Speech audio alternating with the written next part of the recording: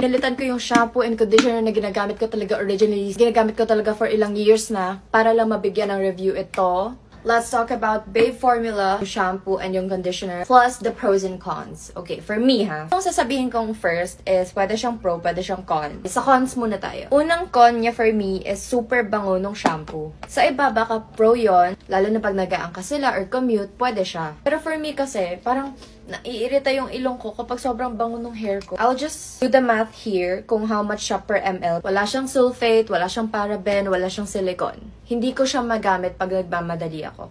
Why? Because the instructions here, iwan mo daw siya sa hair mo, yung shampoo shampoo alone. Iwan mo daw sa hair mo ng 2 to 3 minutes. Struggle ako sa pagganon. Parang kailangan ko pa siya.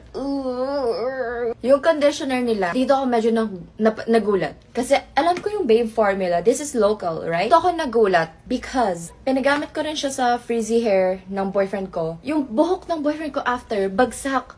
Bagsak as in sobrang lambot, para siyang Shih Tzu. So nagulat ako na, papakita kong video here, nakakatapos ko lang talaga maligo and hinayaan ko lang mag-air dry yung hair ko dyan. Makikita niyo sa video na super gaan ng hair ko, as in. And pag move ko freely, parang kayang-kaya ko siyang suklayan sa kamay. Ganun yung itsura niya. Shampoo not masyado kasi I don't like super fragrant na hair. But hindi ko siya fully masasabi. Iba yung product kapag iba din yung gagamit. Never pa ako nagpa-rebond. Iba't ibang epekto nito dun sa iba't ibang pinagawa sa hair niyo.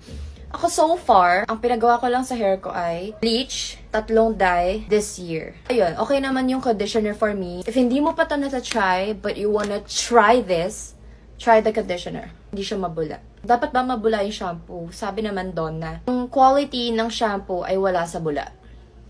Okay? Try ko talaga siya for a month. Pinalitan ko yung shampoo and conditioner na ginagamit ko talaga originally. Ginagamit ko talaga for ilang years na para lang mabigyan ng review ito sa mga gusto mag-try.